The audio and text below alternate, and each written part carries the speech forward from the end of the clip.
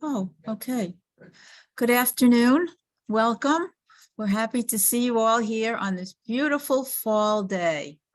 Who are we? We are the Funeral Consumers Alliance of Rhode Island. And for those of you on Zoom, we are here in North Providence at the North Providence Library. My name is Dana Delbonis. I am one of the board members of the Funeral Consumers Alliance of Rhode Island. We are all volunteers. This is a nonprofit, and we subsist because folks like you donate to us. Our website is available for you to check out anything you want about us. Our history goes back a long way. Over 40 years ago, we began as the Memorial Society at the Westminster Unitarian Church in East Greenwich, Rhode Island. In 2005, we became an affiliate of the Funeral Consumers Alliance. So now we are the Funeral Consumers Alliance of Rhode Island. Our website has lots of our information, current and past, so I urge you to check it out. Today's speaker is Josh Slocum. He is the National Executive Director of the Funeral Consumers Alliance. He is the co-author of Final Rights, a great book if you want to really find out about funeral concerns all over the United States. He's been involved in national media through 60 Minutes and in the New York Times, and he's testified before Congress. So it is my privilege and my honor to introduce Josh Slocum to you, who will discuss funerals are not like your grandparents' funerals. Josh. Thank you, Dana. You're welcome. Hello, everybody. So this is going to be a little bit of a hybrid event. You all who are joining us here on Zoom. Oh, hi, Susan. I was just asking about you earlier. I haven't seen you in a while. Good to see you. If I know anybody else here and I didn't say hi, I am sorry. Richard, I know you too. So you guys on Zoom get to see the slides. Everybody else here has to look at me, hold up a little piece of paper. So let me start this.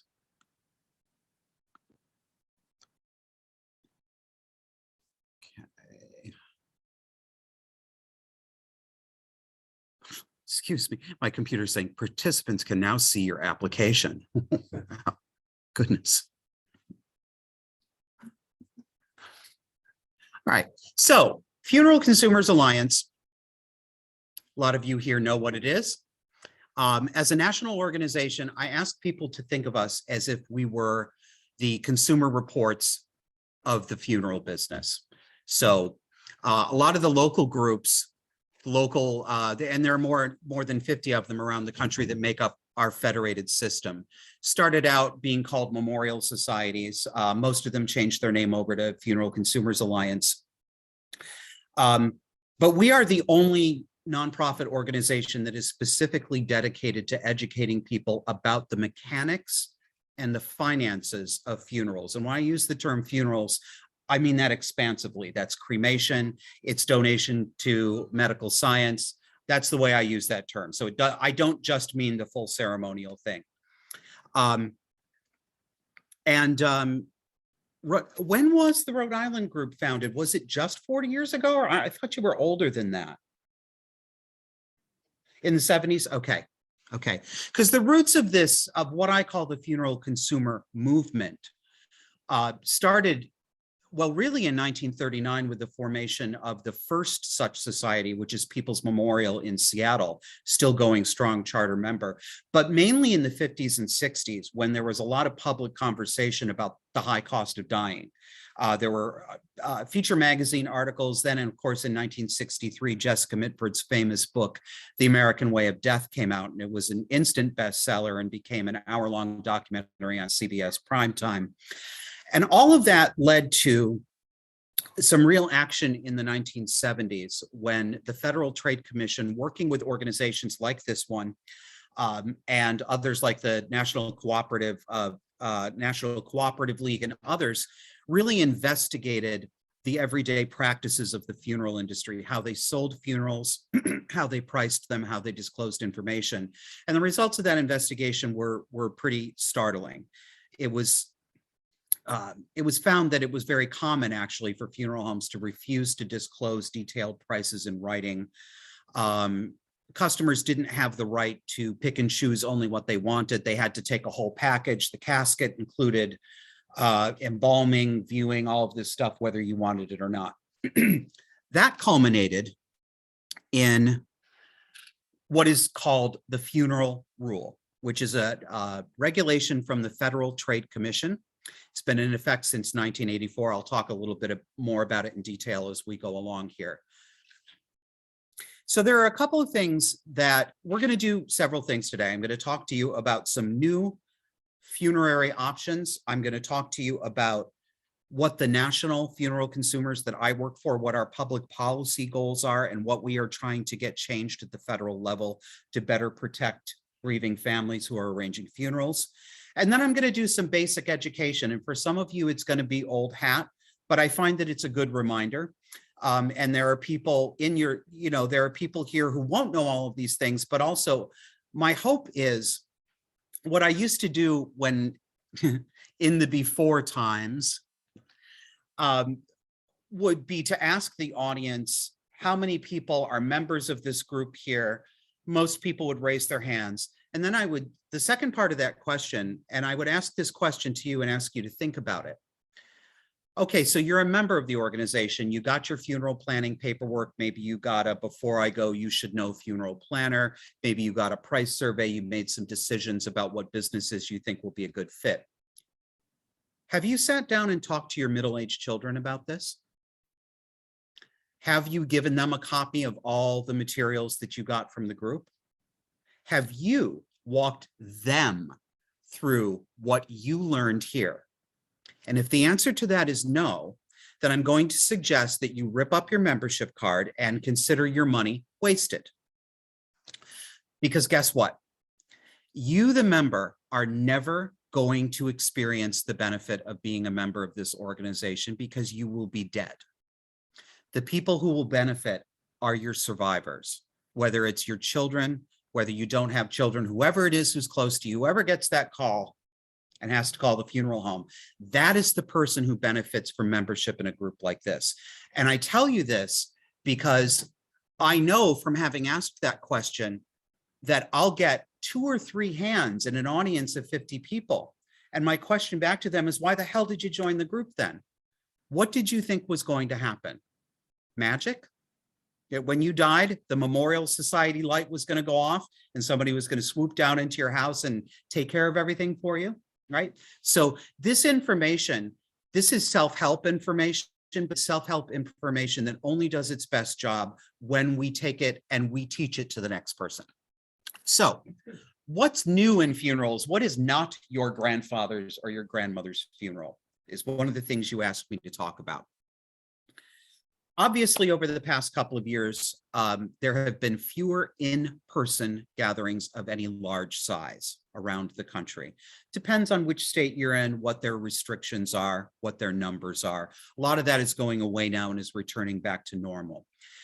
But we did see an uptick in the number of people who had streaming funerals and only attended virtually. I think the result of that is going to be that most funeral homes now are at least going to offer streaming services. I do not predict that is going to supplant the in-person gathering. For those people who have an in-person gathering, whether it's a full service funeral with a body there or a memorial service or a luncheon, really what you get out of a funerary gathering is that sense of community, being able to hug somebody, being able to pass a dish. People are not going to give that up. For some people are, that's their choice. It also resulted in more families going for simple options like direct or immediate burial or direct cremation without embalming or a ceremony with the body present, simply because not many people could show up when states were capping attendance at 5 or 10 or 15 people. People were less willing to travel. I don't know how long that's going to last. It's been my experience that if a family has always done burial and a conventional funeral, the first time they go to a simple cremation or to cremation at all, that tends to become the new tradition in that family. So once you go to cremation, cremation tends to roll down. But I would suspect this time a lot more people are going to go back to either having the in-person memorial service or whatever it is that they ordinarily do. And another change here, which affects fewer people, it gets much more publicity than the number of people it actually affects. But there was legislation passed that gave $55 billion to the Federal Emergency Management Agency to reimburse people for COVID-related funeral expenses. That was kind of a surprise to us. And if you are interested in this, we have it's less of a policy paper, it's more of a set of questions on our website at funerals.org that we wish lawmakers had considered before they did this, because what they ended up doing was saying, if you have a COVID-related death, we will reimburse your family up to $9,000 for funeral-related expenses. I have never seen an entitlement program that gave that amount of cash money to people under any circumstances. I find it extraordinary. We don't have a position, we don't have an official position on this, but we do have questions, and we found it interesting that $9,000 figure just happens to be how much it costs to have a full service, one of everything, embalmed in a nice casket with a vault that you find in surveys from the National Funeral Directors Association. So we have some suspicions about who was consulted on this program. And of course, although this takes up so much of our media space and so much space in our minds, I think a lot of us have forgotten that COVID was never the majority of deaths in this country, even at its peak, and it is certainly not the majority now. Most people you are ever going to run into are not going to die of COVID.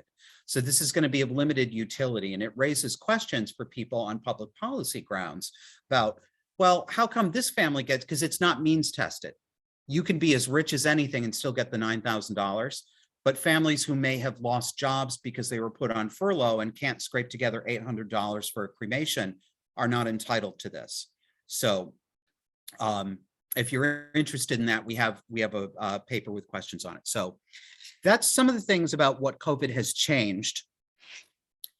But outside of the pandemic, what are the new options that people are interested in?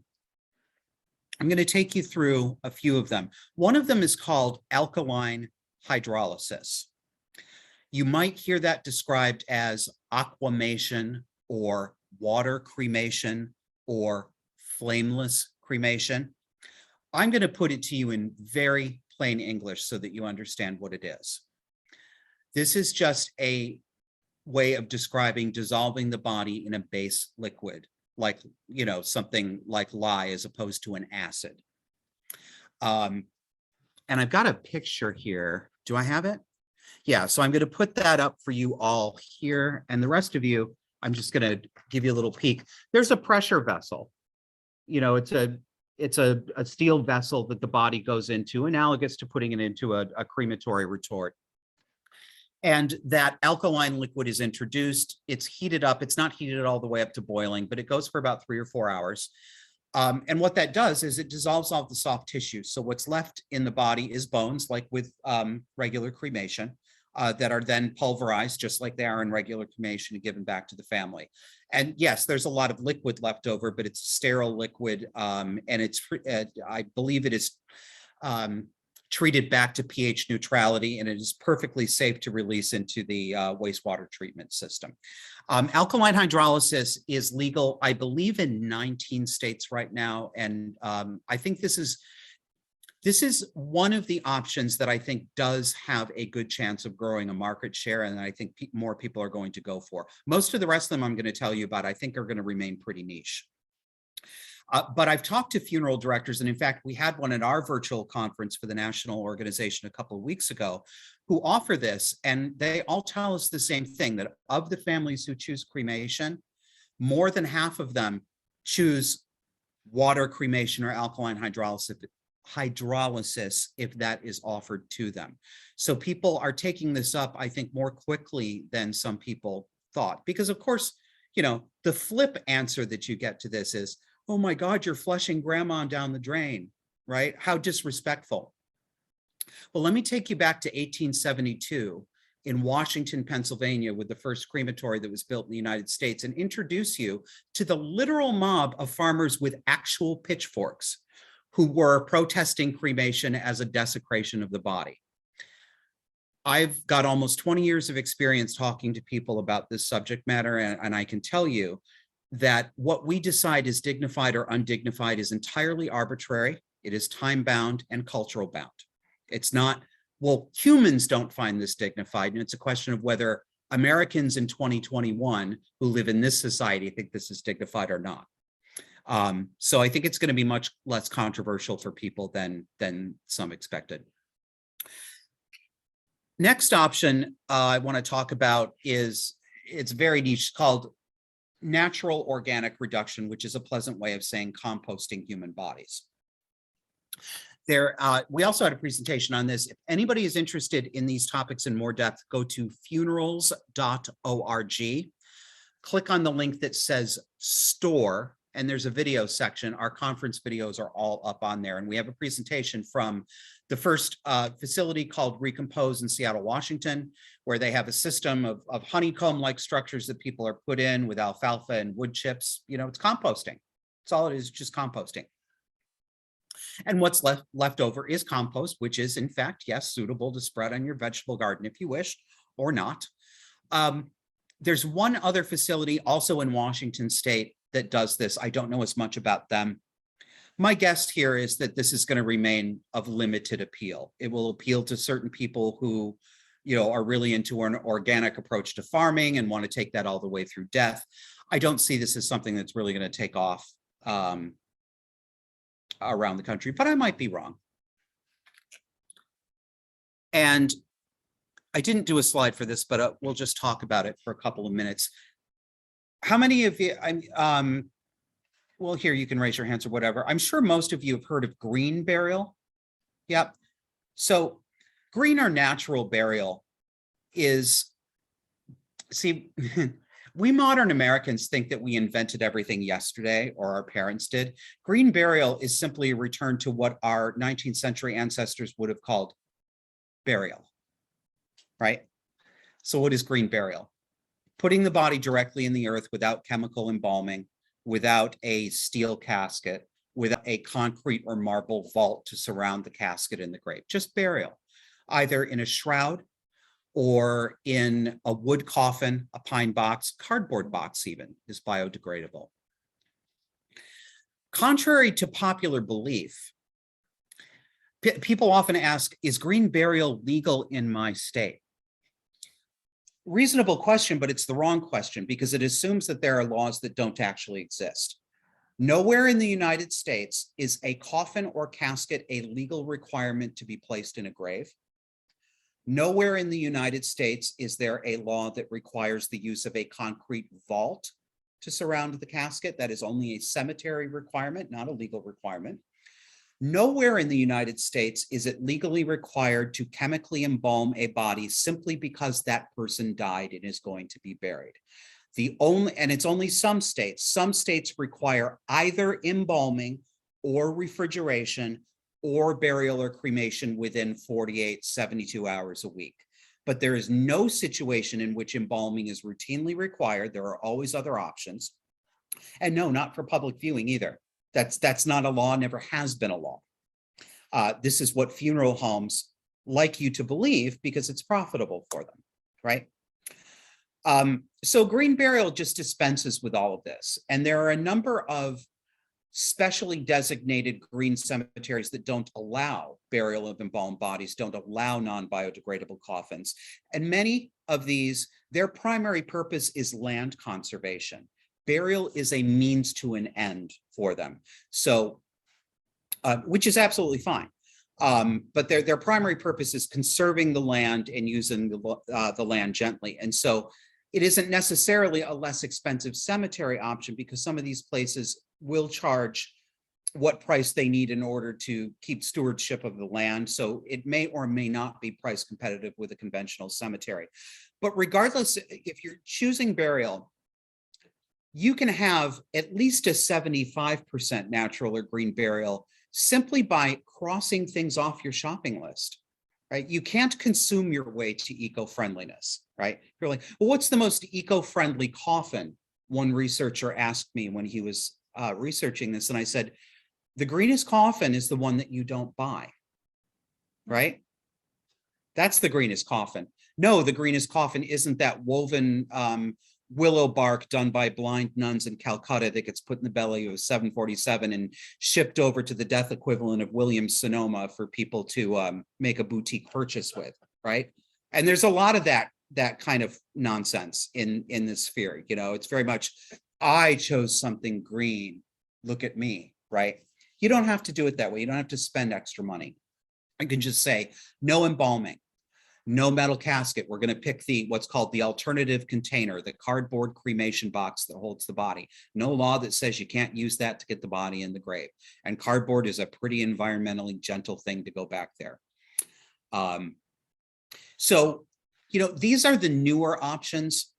But again, with almost 20 years of experience talking to people, I've noticed that what people say they want and what they claim they will do is often different from what they actually do. Most people are going to choose something conventional. Most of you are going to choose something conventional, even if you don't think you are today. I know, because I've talked to many people like you. Because all of it, we're all pretty much the same. I know we like to all go around and say we're all unique individuals, and we are to some degree, but the reality is that we're all humans, and humans are pretty much all like each other in a lot of ways. And the big trend has been toward cremation. So a couple of years ago, cremation overtook burial as the most common disposition in the United States, and I think it will continue to go that way. I think certainly within my lifetime, the national cremation rate will be somewhere between 70 and 80%. It's already at about 52%. And of course, cremation doesn't mean that you can't have the public viewing of the body in the wake if that's what you want. You can do embalming before cremation. You can do a committal service with the ashes. You can have all the ceremonies you want. It's just another form of disposition. But what frets the funeral industry somewhat is that people who choose cremation, they do tend to choose simpler arrangements. They're less likely to do the embalming and the viewing that is profitable for the funeral home. So funeral homes are having to accommodate to this new reality.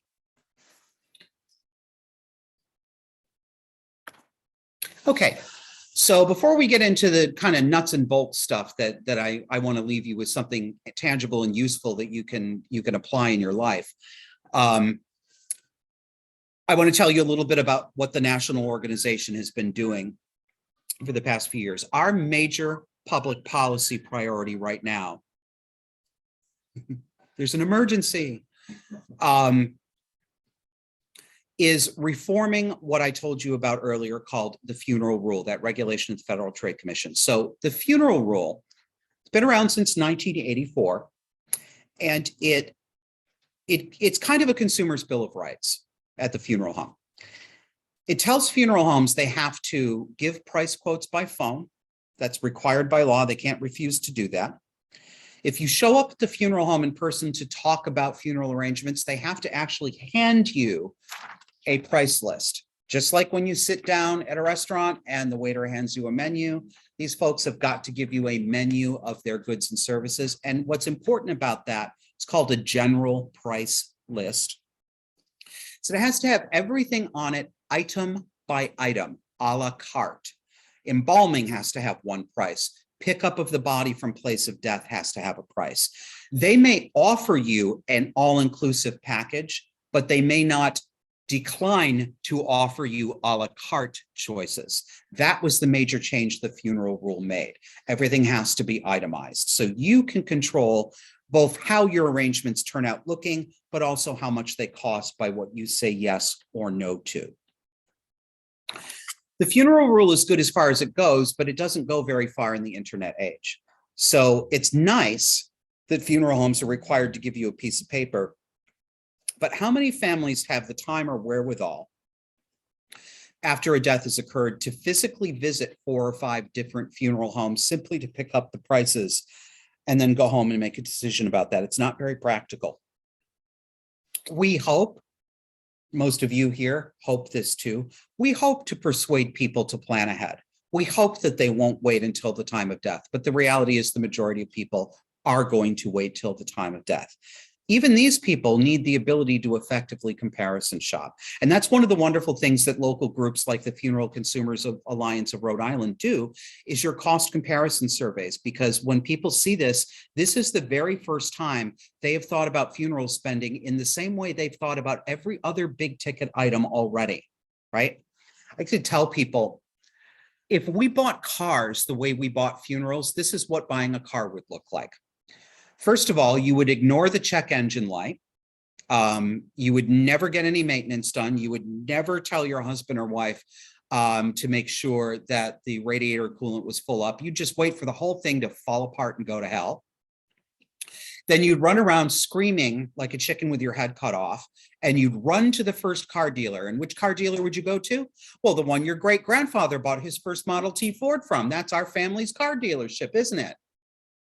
And then you'd go in and you say, Mr. Car Dealer, I need a car. How much does a car cost? Nobody does this. Nobody does this.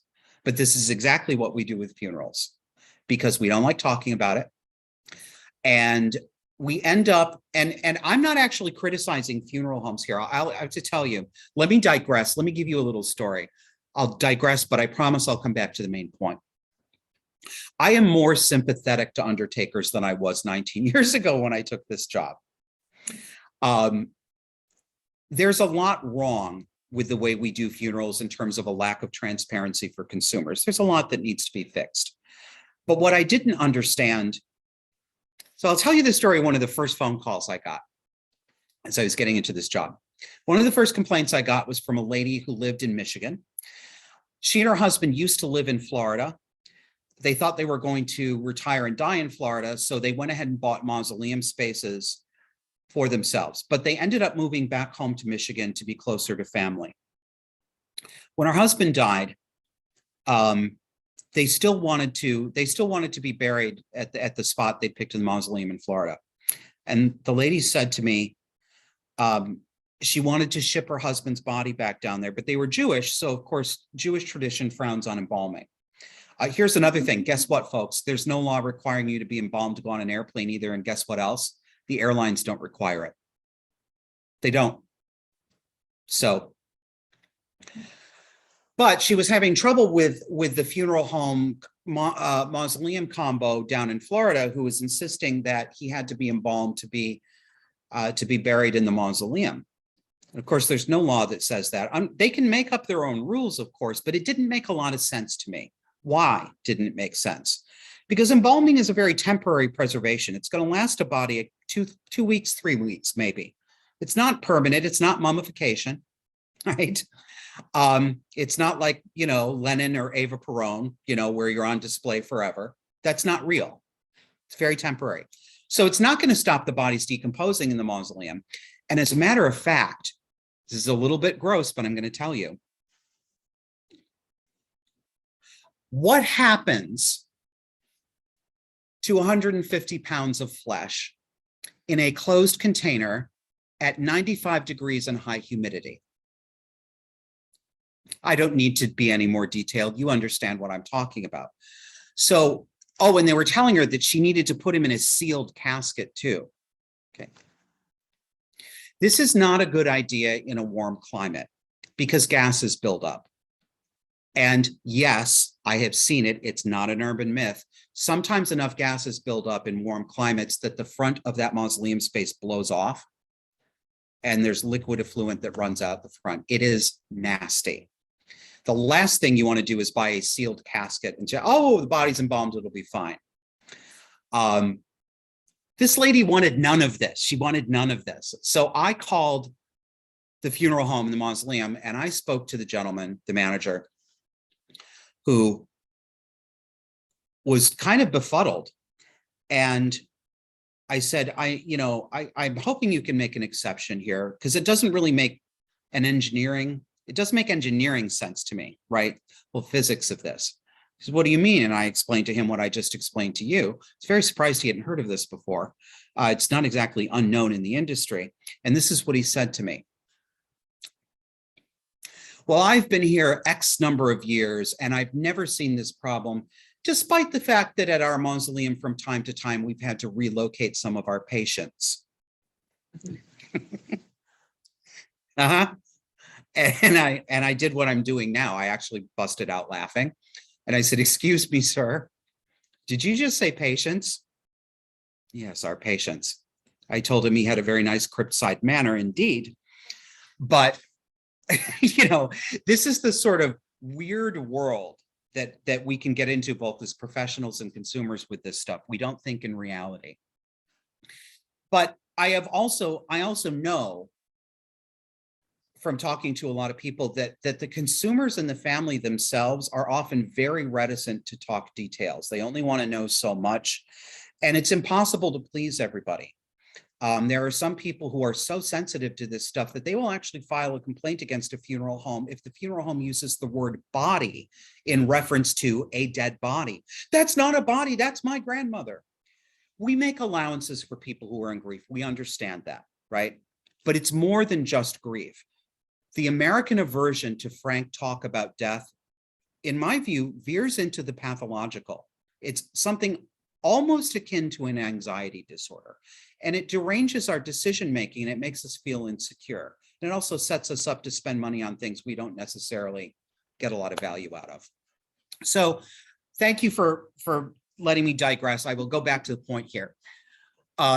We want to reform the funeral rule because the funeral rule does not require funeral homes to put their price lists online. You can find the price of anything from a Toyota Camry to a new iPhone to lawyer services to just about anything online. But our survey that we did nationally a few years ago found that only about 25% of American funeral homes had any price information online, and even a smaller percentage had their complete price list on there. We think that had the funeral rule been drafted in the internet age, this would already have been part of it. It simply didn't contemplate the internet because that didn't exist. The next thing we want to change here, and the mechanics here of this process is the funeral rule is under review. Every 10 years, the FTC does a review to say, do we keep this rule? Do we ditch this rule? Do we amend it?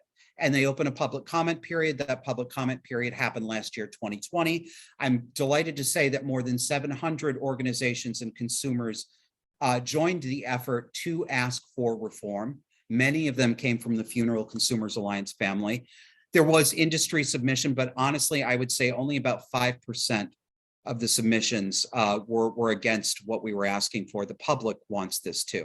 So we're also asking them to require funeral homes to include the true cost of cremation in their advertised prices, and about 10 to 20% don't.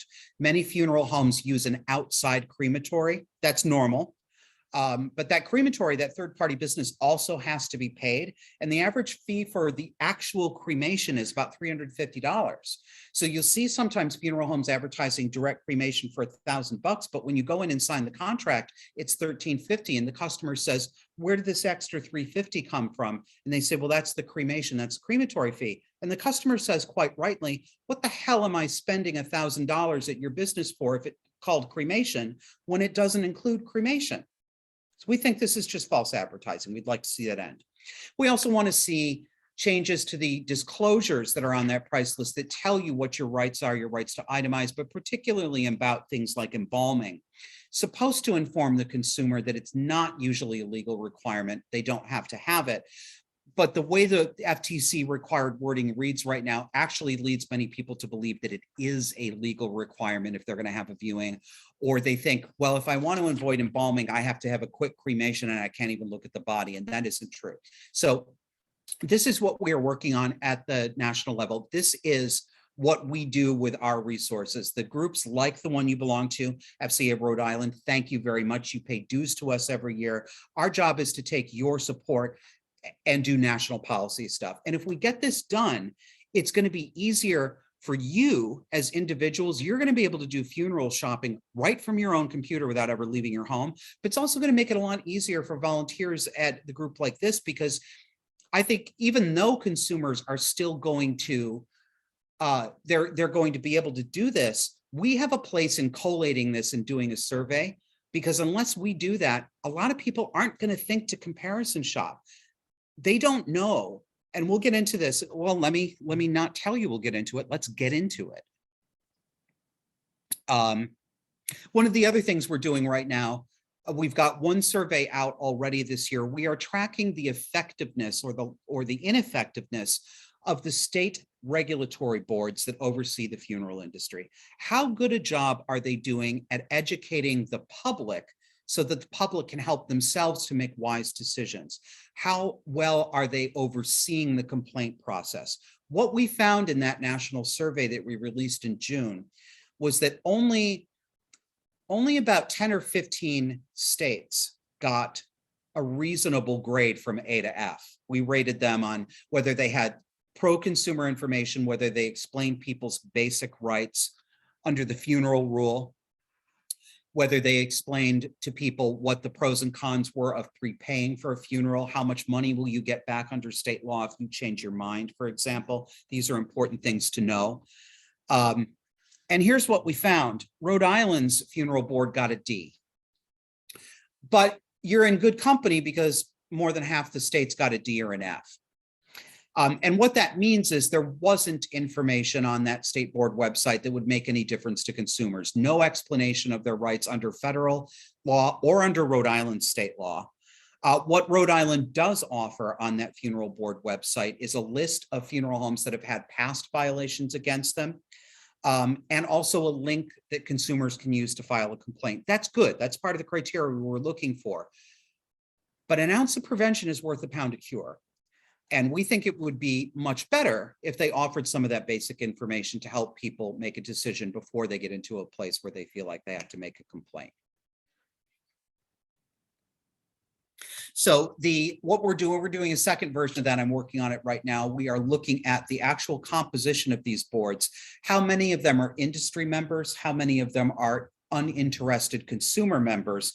And are we going to find a correlation between that proportion and how well or how poorly the state is actually serving consumers? So I've got some preliminary data. Some of it is expected, but it isn't done yet. It should be done out before the end of the year. So that's kind of what we do. And we also try to keep all of you local volunteers connected to each other and know what's going on with your sister groups. So let's talk about demystifying funeral planning. And again, I know for some of you, this is going to be old hat, but I'm going to take you through it quickly so that I can shut up and let people ask questions. I want you to know your legal rights. I want you to understand the difference between myths that pad the bill and actual factual information, what the most affordable options are if cost is a concern, and I hope to persuade you to shop before you drop. And this starts with setting the frame of mind to go into this. And I talked about this a little bit earlier. It's nice when we hear people say, I told my children what my wishes are, but what I like to hear even more is I had a conversation with my children and I asked my children what was meaningful to them, right? It's very easy to think, well, the best thing I can do is just tell them what to do. But remember that you're not going to experience your funeral, right? Your kids are. If you want to make sure that this is the least negative experience it could be, your death is not going to be fun for them anyway, right? But that's the way it is. Your kids are going to cry. Let it go. I don't want to hear anybody say, I don't want any crying. I want a celebration of life. That's nice.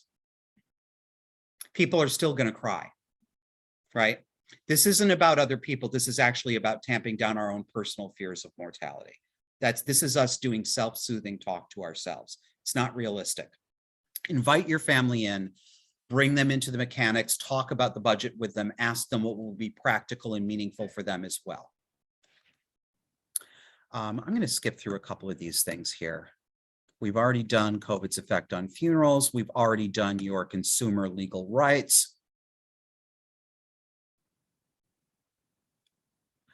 I do want to do a word about caskets here. I'm guessing, well, let me ask from, it's harder because I can't see you all on Zoom. I'm going to open up so you can talk to me, but I'm just going to ask people physically here in the room. Burial or cremation? How many for cremation? How many for burial? Okay, so it's about a 50-50. Good. Because sometimes it's like there's one lone person who's like, I want to be buried, and feels like they're going to be thrown out of the village or something. Caskets. Many of you have heard of the fact that you could buy a casket from someplace other than a funeral home. Costco sells them, right? You can go on the website and see. I think they're like $8.95 or $9.95 for a 20 gauge, powder blue casket. Pardon? Costco, just look for Costco. Yeah, Costco.com. And of course, there are retail stores. There are some artisans, particularly in New England, a lot of shop woodworkers who do simple wood coffins, as a sideline business. We've always known that caskets have been overpriced, but that has led people to think that the best way to save money on their burial is to get the discount casket, but that doesn't take something important into account. Funeral homes know this too. The funeral rule requires funeral homes to accept that outside casket. So if you buy it from your buddy down the street at the wood shop, the funeral home can't refuse to accept it. They also can't charge you a handling fee. I call these mortuary corking fees, like when you go to the restaurant with a bottle of wine and they charge you $5 to pop the cork because you didn't buy theirs. This is what they would do at funeral homes, but it was more like $200 or $300. They're not allowed to do that anymore. However, they are allowed to adjust their prices, and to compete with the discount casket retailers, what many of them have done is they've lowered their casket prices to be competitive, but they've just added that back into their services fee. So if you really, and this is business, right? This is business. We have to be realistic about this. I hear a lot from people, oh, how can you take advantage of somebody at a time of grief? I feel that way too. But a whole lot of buyer's regret has nothing to do with being actively taken advantage of, and everything to do with, I want to find somebody else to blame for the fact that someone died and it cost me a lot of money, and the undertaker is the most convenient target. Truth. I'm an industry critic here, but we consumers do not take full responsibility for ourselves either. So what you got to do is understand that these guys are in business. They're in business. They make their money doing this. There is nothing morally or ethically wrong with it. Your realtor is not selling your house out of the goodness of her heart. She's doing it for a commission, right? So we have to understand they're going to respond like businesses. We have to respond like consumers, like we do in other sectors. So compare service prices and casket prices.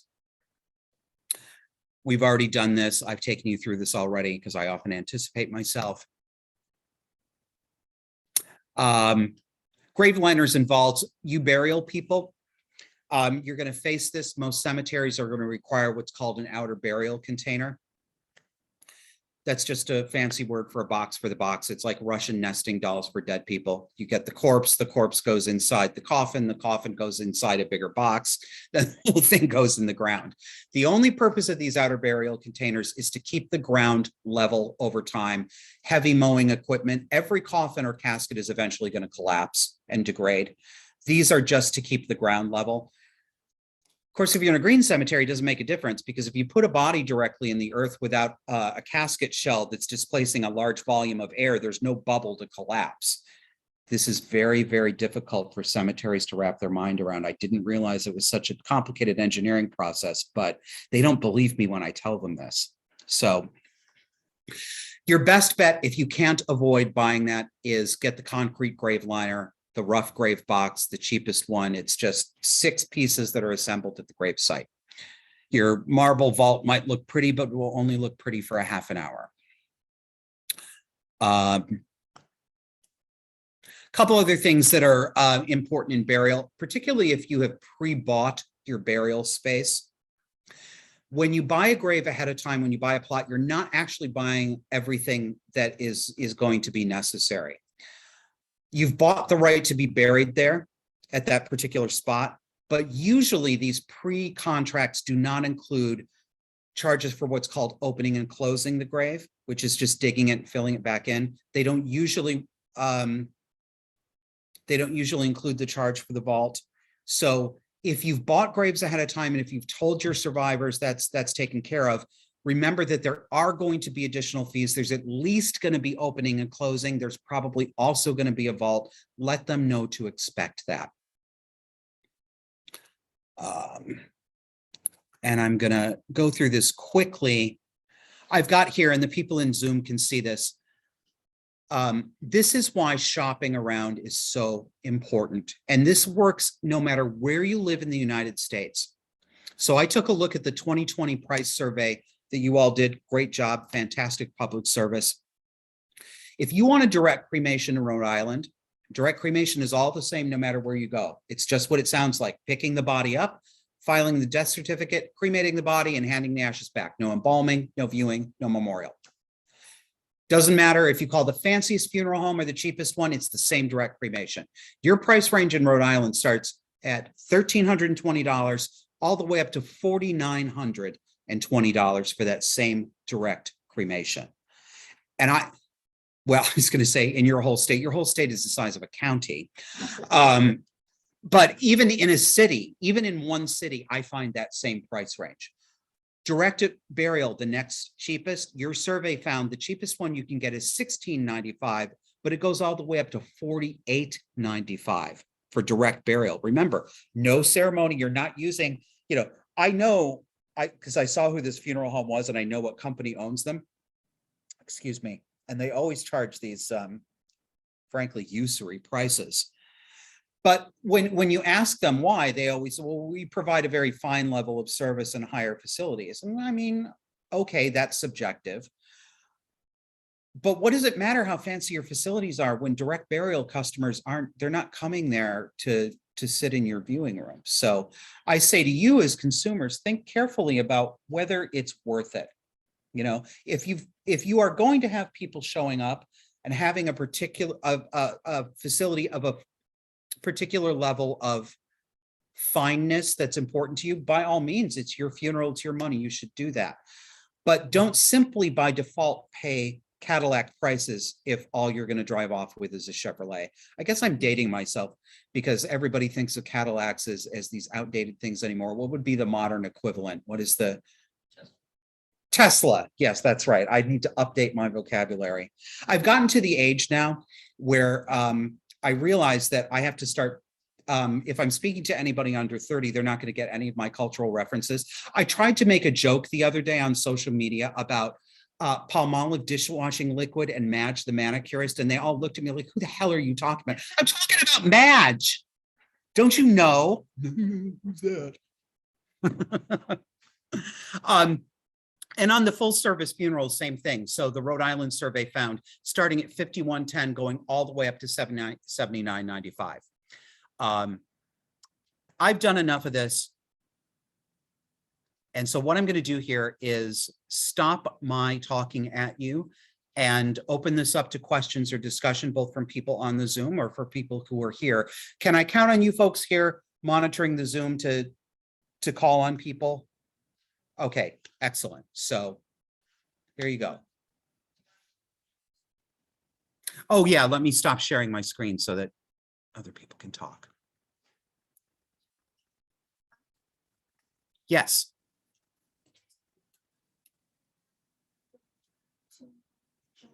Deaf doulas, deaf midwives, what's happening? Sure. With that?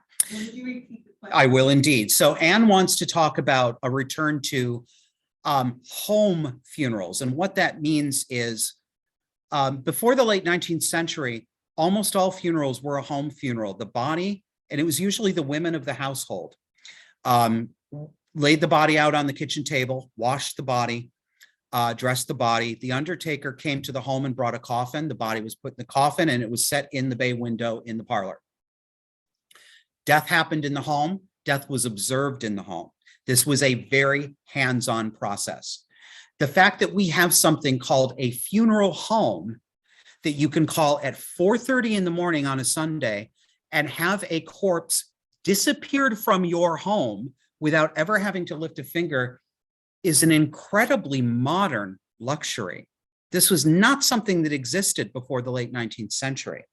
A lot of people are saying they'd like to return to family private care of the dead because they find it more meaningful. They may have nursed that person through their final terminal illness. They may be a family that does home birth as well and wants to do the entire cycle of life at home.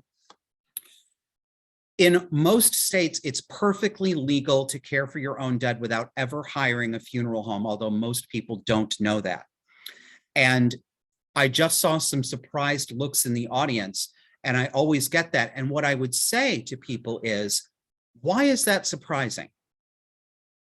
Is it surprising that you are not required to hire a nanny, but that you may feed your own 5-year-old at home?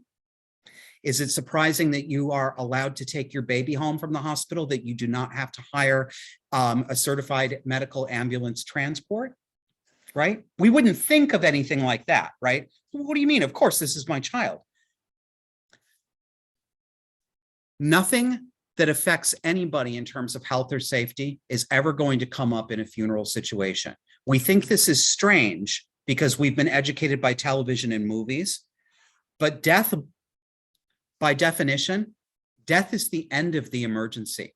No more emergency. The worst thing that could ever happen just happened. The person died. Emergency's over. Dead bodies don't spread disease. They're not going to make you sick. You don't have to want to do this. But if you do, there's nothing more normal and natural. And your ancestors, your great or great-great-grandparents would recognize this process. This is something you would be doing if you were living in 1860. I have seen examples of home funeral. Well, actually, I will scroll back. No, I'm not going to do that. I've seen home funerals be performed. If you are interested in this, what I would suggest you do is take a look at our website, funerals.org. We have some publications on home funerals. You do have to know what the laws are. You've got to complete the death certificate because you're going to be doing the paperwork the funeral director would ordinarily do. But it's a matter of ferrying the same kind of paperwork that's involved in renewing your driver's license. It's really this kind of administrative activity. You got to get the doctor to sign off on it, but you're going to be filling out the biographical portion anyway. Funeral director is just a transcriptionist for you. He's the one who asked you what your mother's maiden name was. And practicalities in terms of handling bodies are easily dealt with as well. And there are a couple of nonprofit organizations we can hook you up with that specialize in this. So, Anne, thank you for bringing that up.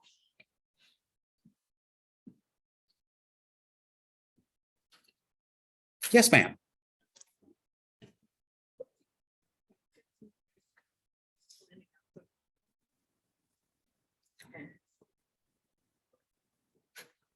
Oh, good.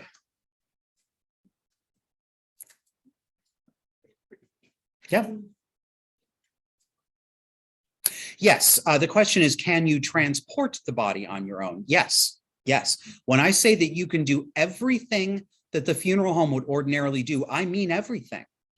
There's no special permit required to have a corpse in a car, right? You do need to have what's called a burial transit permit. And basically what happens is somebody dies, you are going to be doing what the funeral director would ordinarily do. So you're going to be calling mom's doctor.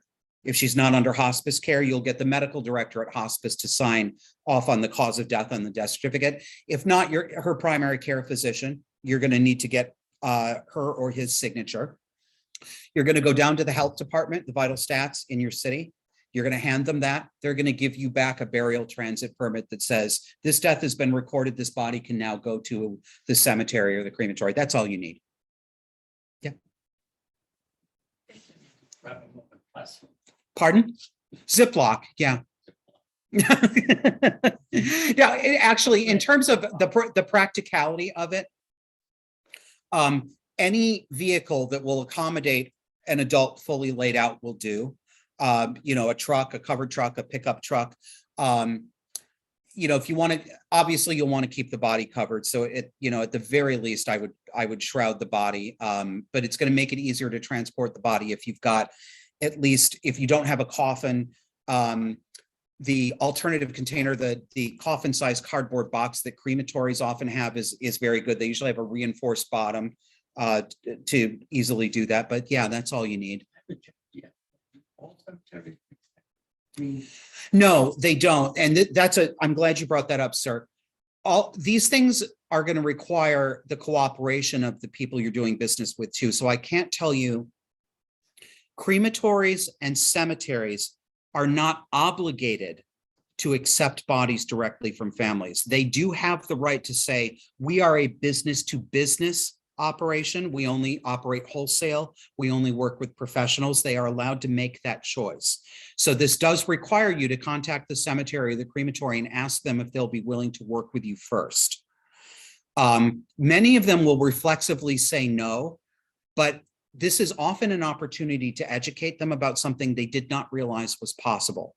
You'd be surprised. It won't be the majority of them, but some of them will have their eyes open and they will be willing to look at it a little more carefully if you say, no, it's really legal and I can show you how. Anne? Just thinking that pre-planning is so, but also to your excellent information about all of these issues with accepting and not accepting. There are always compromises, and you can hire a funeral director to be partially involved. So I don't know if you want to say more about that. Yes, Anne brought up a good point. You can do a partial home funeral. You can have professional funeral home assistants. And for some people, this is a really good option. I've had my friend Lori Pausner, who used to be the president of Funeral Consumers Alliance. When her mother died a couple of years ago, they had a home funeral. They kept Dana's body at home. But they weren't interested in actually doing the transport. They didn't feel emotionally bound to taking her to the crematory. So what they did is they hired a funeral home to come by 2 or 3 days after, because they had 2 days of calling hours at the home. And when they were ready, they simply called the funeral home and it ended in direct cremation for Dana. So you can absolutely have a hybrid. This does require planning ahead. Yes, sir. Why would you ask a funeral home to come to the house Mhm. to pick up the body and then take it to a cemetery? I assume it's because they have a pad of forms, the license or permit that has to do with the transit, right? Not quite, but close. So the question is, why would you hire a funeral home to come to the home after that and pick up the body and go to the cemetery? A, some people don't want to do the transport of the body themselves. They just simply don't want to do it. B, if the cemetery will not accept a body directly from the family, you're going to have to hire a funeral home to do it. And there's no legal impediment. That burial transit permit, that piece of paper, is the same one when a funeral director has it that you would have it. It's perfectly legal, but it's really hard sometimes for people who are unfamiliar with this to wrap their minds around it. And they'll just dig their heels in and say, no, I'm only going to take it from a funeral director. That's usually why people end up making that choice. Yes, sir.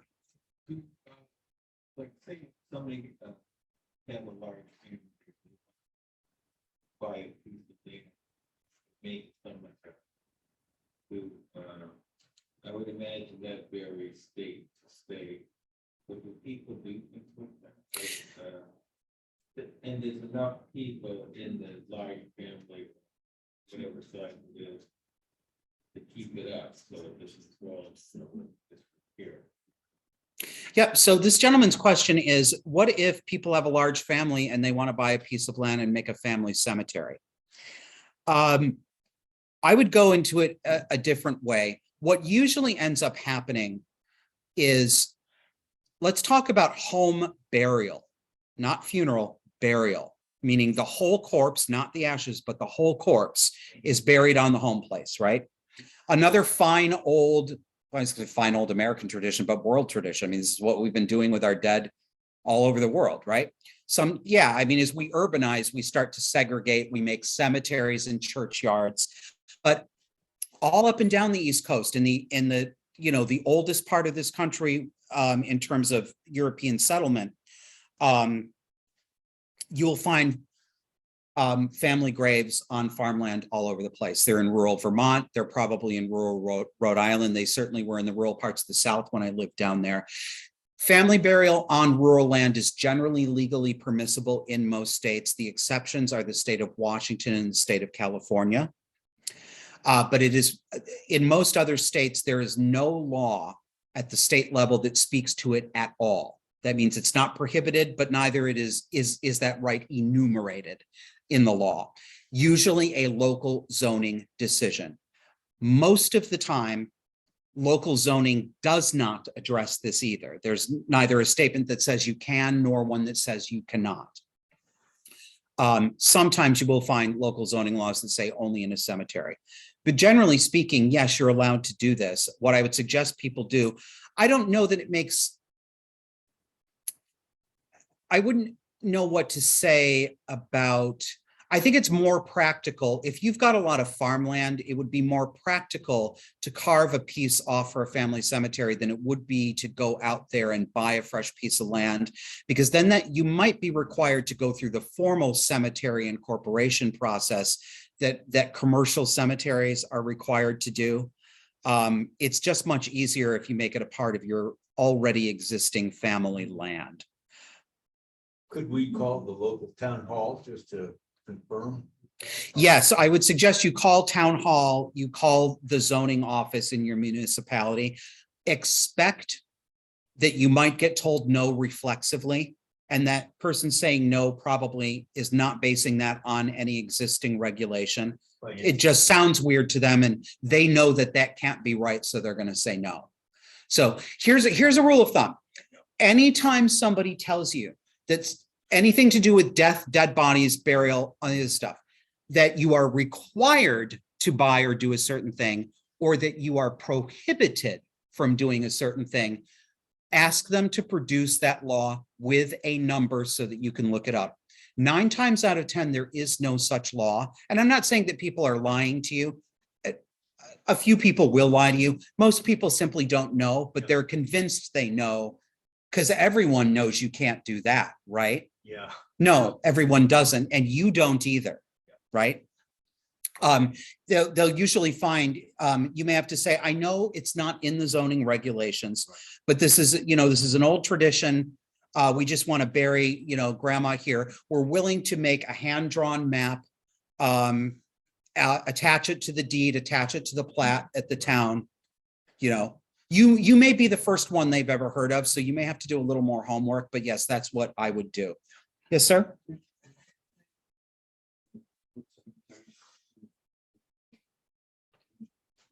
Oh, the Catholics push back against everything. Which I have no problem with Catholics being Catholics. My problem is with their diocese who think that we all have to be Catholics. Yes, the most reliable thorn in the side of any effort to expand body disposition options is the lobby for the Catholic Church and for the Catholic archdiocesan cemeteries. They usually say this is inhumane or undignified. Says you, right? But the reality is, yes, when there are objections to things like alkaline hydrolysis, it usually comes from the Catholic lobby.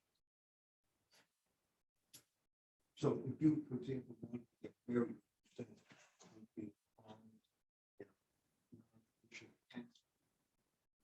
Oh, no, that doesn't provoke pushback. It's worth remembering there are no religious traditions, Christians or otherwise, where it is an article of faith that the body be chemically embalmed and put into a commercial casket. This is not part of religious tradition. This is capitalist tradition. It's not religious tradition.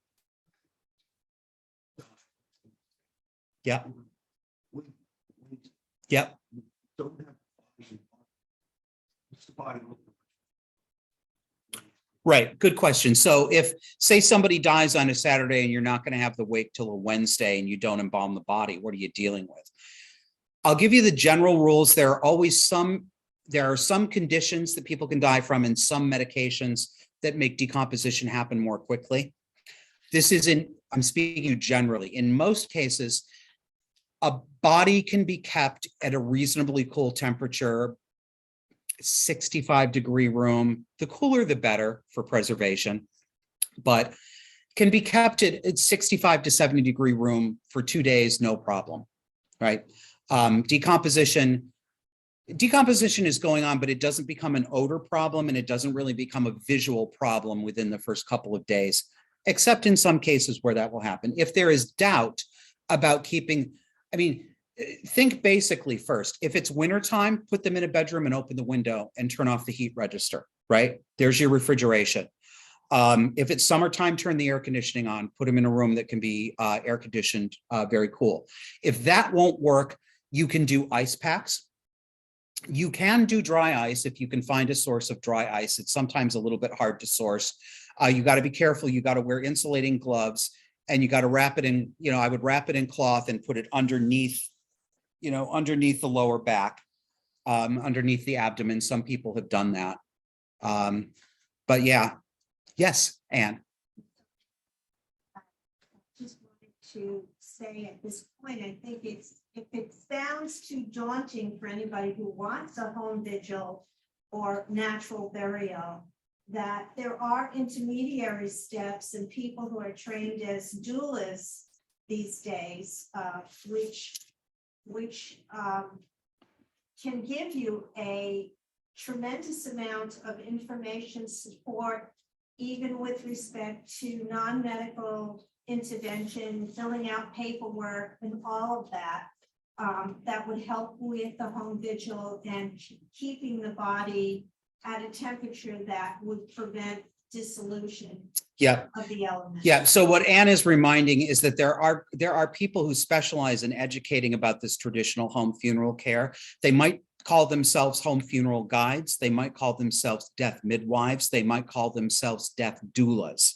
But there are more people out there who are offering their consultation and their services for this. So those are some terms you might want to look for if you are, noodling around online trying to find a source for that. Yes, sir.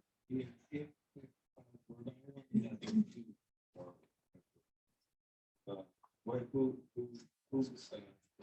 the state that has going to shop for a Oh, so the question is, on our survey of state board websites and whether they were useful to consumers, Rhode Island got a D, but who are the states that got an A?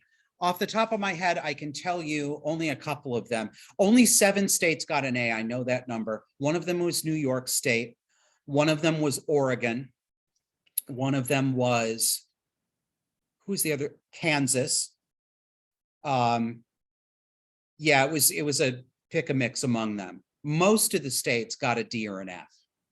So, and that's something, if you're interested in a state-based local project and you want to take a look at our study and, go to the Rhode Island Board of Embalmers and Funeral Directors, I don't remember the exact specific name, but that might be something that you could suggest as a consumer advocacy organization. Hey, don't want to shame you, but want you to know you're in good company with most of the states. Our national organization gave us a D grade. A lot of them got it. Here's what we'd like to see on here that could bring that up. And your sister group in Massachusetts has already done this, and I'm happy to report that the executive staff that runs that office on behalf of the state board was actually very interested, and they're willing to change the site. They're going to upload some consumer information and make it much more consumer friendly. So, not only were they not offended by it, but they're actually getting a working relationship going with the funeral consumer group there. So might be something to consider. Hmm?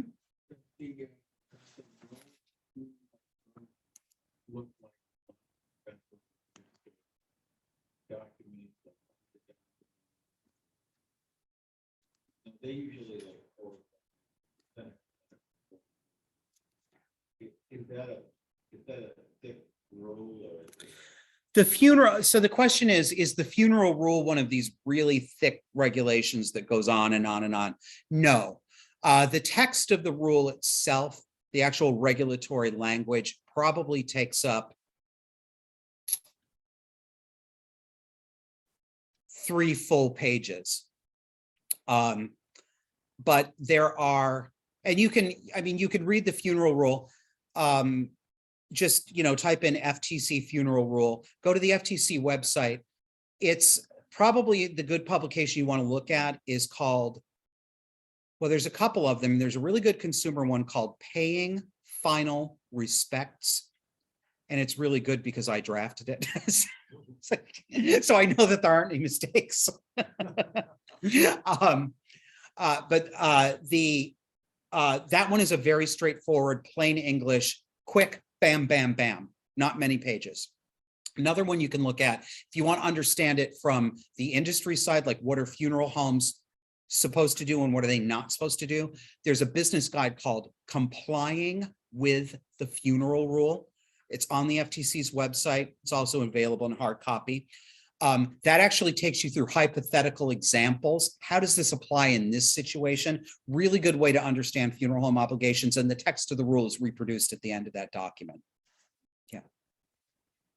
Yes, ma'am. I found it in like a couple months ago, and the price. I know. Now you do, right? I know.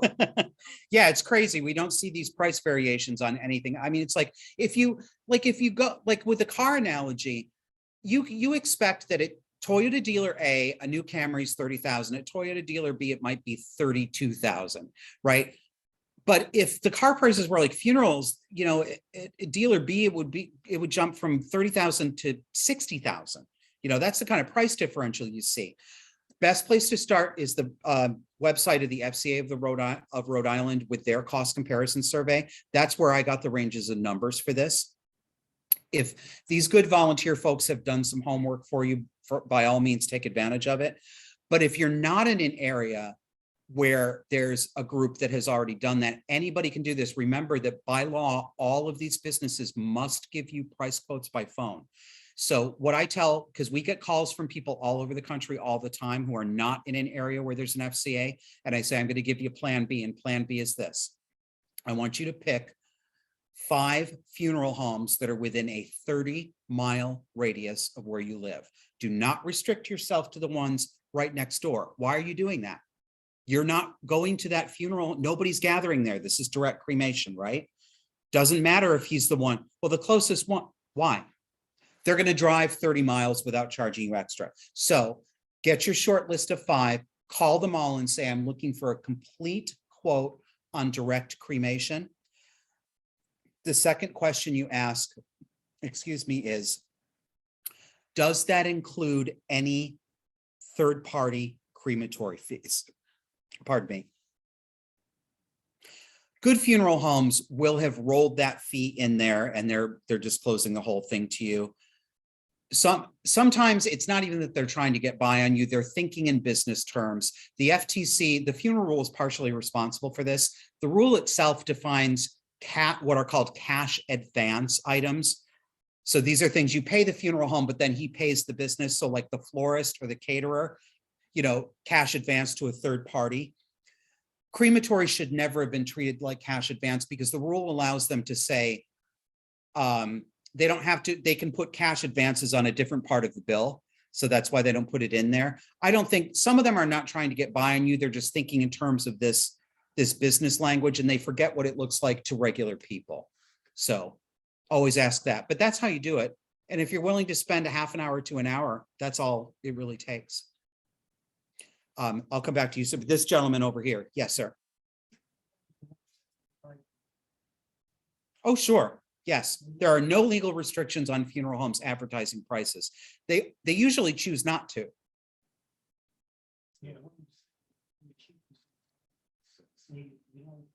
They don't want to be, here's the thing about it. A lot of these guys have been in business for multiple generations. Their fathers did it, their grandfathers did it. There are way more women in funeral service now than there were before. But it has been an old boys club for a long time. Most of them, they want to be the carriage trade, right? They want to be the, up here.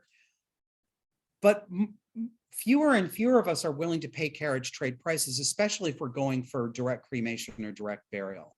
So There's one exception. I wish I could see more of this. There's actually a privately owned chain of funeral homes called New Comer. And their model is low prices. And so what they do is when they open up a new location, they do a price survey, and then they do an ad buy on the local television stations, and they put up a bar graph. And they say, full service funeral at Mahoney's Funeral Home, $7,000, full service at New Comer, $4,300, right? Oh, their competition hates it. Ma'am, did you have your hand up?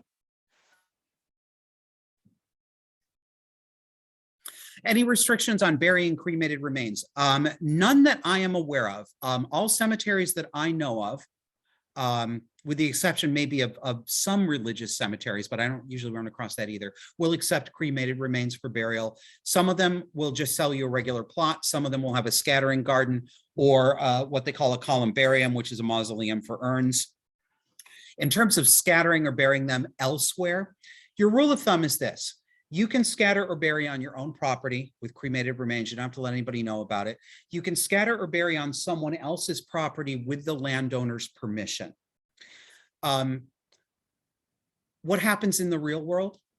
In the real world, people go out into state parks all the time and scatter. They go to the beach and they scatter in rivers, they scatter, you know, anywhere. A lot of the state parks or federal parks may have a written rule, no ash scattering, because, and from their point of view, what they don't want a public commons to start being treated as a private sacred space by people, you know, and that is a legitimate concern. But they also know that it's the real world and that people are doing it all the time. They're going to turn a blind eye. I've never heard of anybody. Just be discreet. Once you won't know what they are. I mean, they look like aquarium gravel, or, you know, no one will ever be able to identify them. So you have a lot of freedom with cremated remains. Only if you specify that you want to have any particulate matter finely ground. That's standard practice. Did you have a different experience? What happened? Did you get back large identifiable bone fragments? I'm a retired Unitarian minister. Mhm. A very popular woman in the congregation died of cancer. Her husband wanted her ashes scattered over the Cascade Mountain Range in Washington Yep. State. We lived in Washington. I agreed to go with this gentleman and his friend, who was a pilot and who had a float plane, Mhm. on a Saturday morning. And we took off from the lake and headed up. But seated alongside of me in the back seat of the plane is a little boy who I figured out in 30 seconds had some mental competence deficiencies. Mhm. Without going into too much detail, at a certain point over the mountains, my friend opened the window and tossed the canister open into the slipstream of the airplane. Things go out the window and they come back in the window. And the little boy and I in the back seat find ourselves covered with ash. Uh-huh. And the little boy is chewing something. Sorry. Oh dear. So, what I learned was that it's like popcorn. Oh my God. Yeah. So if you're gonna do this off the back of a boat or an Yeah. airplane, you're gonna have to vacuum your car afterwards, you know. Yes. What I see generally, yeah, you're not the only one who's had that experience. No, unfortunately, with planes especially, but sometimes on the water when the wind shifts. Industry standard is that they are given back to you pulverized to a consistency that's like fine aquarium gravel or smaller. I have seen a few other instances where there were larger fragments that came back. That's not usual. But if you do have a concern, and you're not sure, make sure to tell them, like this gentleman suggests. Yep. Was there anything else, or anything that people from the, do we have somebody? It looks like Richard on Zoom wants to ask a question. Unmute yourself, Richard, please. Yeah, I was curious some more Can't about. yet hear you, Richard. Wait a second. Nope, you muted yourself again. Welcome to 2021. Okay. Can you Yes, hear go me? ahead. Okay. Yes. The question I have is about death certificates. Mhm. You, I think, mentioned you have to get your primary care physician to sign one. And does the person have to state a cause for death, which may not be known? I mean, how does that actually work in practice? Yes, so the question is, with death certificates, if you're doing it yourself, you've got to get the primary care physician to sign off. What about the cause of death? So if a person is in hospice care, the cause of death is already known, right? We know what they're in hospice care for, and the doctor who is the medical director is very likely going to be the one who signs the death certificate. If it's the family physician and this person has been under the care of this general practitioner, or, they may have a specialist, who they see much more frequently, they're likely going to know, that it's end stage heart disease or cancer, anything like that. This is just basically how you say, well, how will they know? Well, the fact is that most bodies aren't autopsied anyway. So almost everybody is already getting, the doctor's best judgment on what that was. So, I don't know if that answered your question, but if there is a situation in which the cause of death is not really apparent, so if it's a young person who did not have a known terminal illness, if it's a mishap, if somebody falls off a ladder and breaks his neck or gets electrocuted putting up Christmas lights, these are the things you need to involve the authorities with. This is when you call the authorities and it becomes a coroner's case. Even if the body isn't autopsied, the coroner needs to say, okay, I understand how this happens. No foul play was involved. But that's a very small minority of cases. Thank you. Thank you, Richard. That do it for us? It might be the end of the death conversation. That was a long one. Okay, one more, and we'll hang around and talk.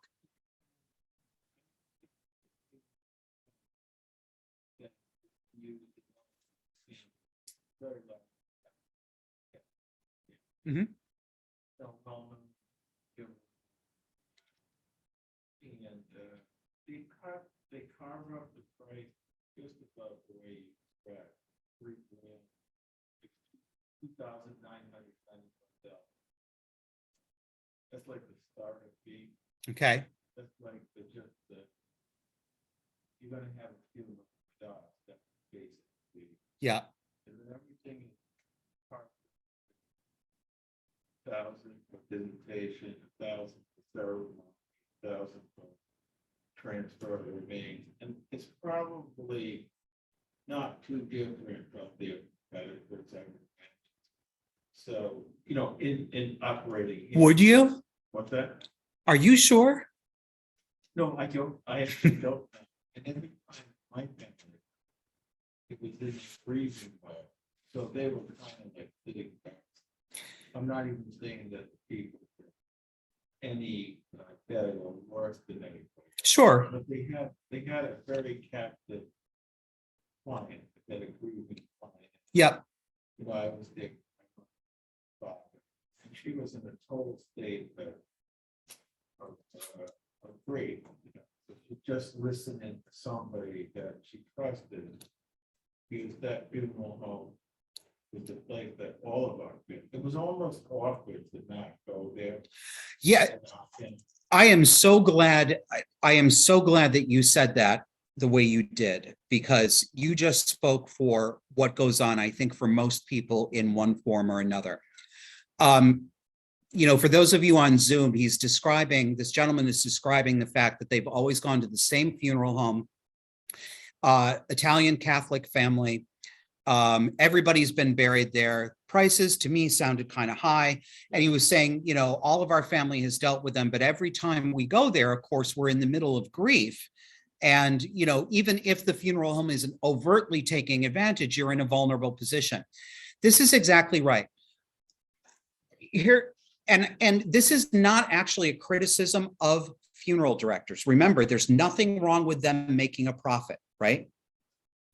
This is our responsibility. This is why, this is especially true here in the Northeast. If you went to California, you would see much less of this, or Oregon, or, you know, blah, blah, blah, blah, blah. Especially in the Northeast, where we have 50 million different kinds of European ancestry. We've got Eastern Orthodox Polish people, we've got the Italian Catholics, we've got the French Catholics and French Protestants, and we've got this and we've got that. A funeral home of that denomination came about 100 years ago and micro-segmented this thing. If you're Italian Catholic, you have to go to Ferrone's funeral home. If you're Jewish, you go to Weinstein. If you're Eastern Orthodox, you go to Bukowski, you know, this, that, and the other thing. And people, and I've heard them say it explicitly, but I don't even have to hear the explicit terms. I can hear between the lines. These are my people, and my people will take the best care of me. Stop it. They're not villains, but the undertaker is not your damn minister. He's not your spiritual leader. He's not your priest. He is equivalent to your real estate broker or your car dealer, and that is not an insult. This is a business relationship, but we treat funeral homes like demi-clergy, and it's nonsense. And we know better when we think about it, okay? They're not on a sacred higher plane. They may be very compassionate people. They may be trustworthy. I know the funeral homes in several parts of the country that I will use when my family dies, because I do know them. I do think they're trustworthy. I see how they operate, but it does not come from this faux sense of familial obligation, right? So if cost matters to you, I'm not saying it has to be the only thing or the primary thing. Please bear that in mind and don't simply sleepwalk, because what ends up happening, and I'm sorry to say this, but the funeral homes know your behavior. In the trade magazines, they refer to you as my families. That is the terminology that they use. If you are a Smith and you go to that funeral home, they think of your family. The Smiths are my families, not the competition. You don't have to do that. You can continue to be a customer, but you also have choices you can make on your own. And when they feel no competition, and this funeral home, I'm sure expects and is correct to expect that every Italian Catholic within a certain radius is going to go through their embalming room, right? That means they have never had any consumer pressure to moderate their prices at all. Yes, ma'am.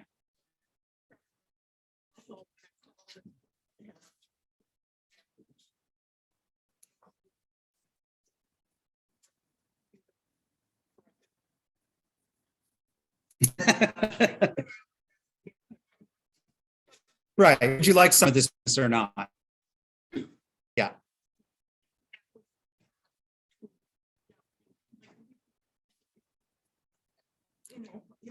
Yeah, of course. Yeah. Was that the Michael Jackson burial or something? No, your situation was earlier than that.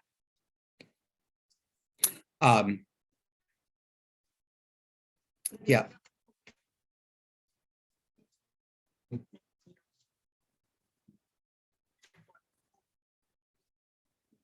Just so you know.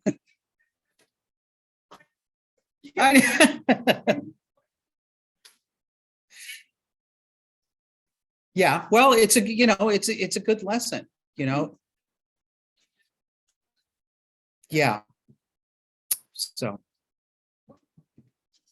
Quickly, I know we have to end soon, folks, but could you just say why it's important to have a designated funeral agent?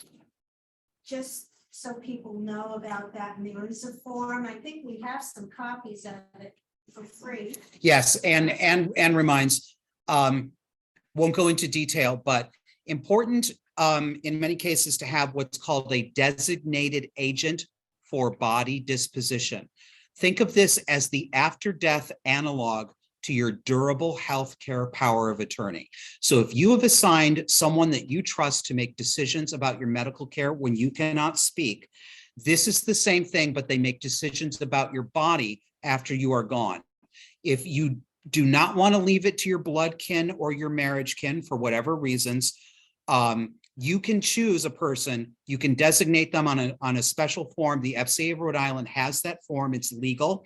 It has legal merit and weight. And that person has the sole legal, they become your next of kin for purposes of disposing of your body. So if you have a fractious family like I do, and you don't want it to fall to the next person who's probably going to make an unwise decision, fill out your form today.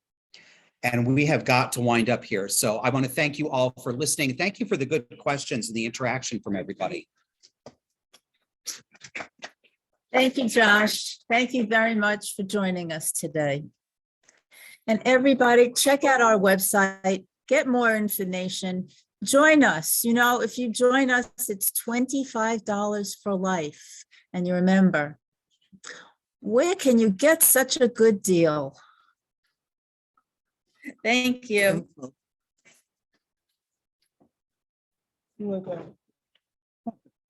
Interesting.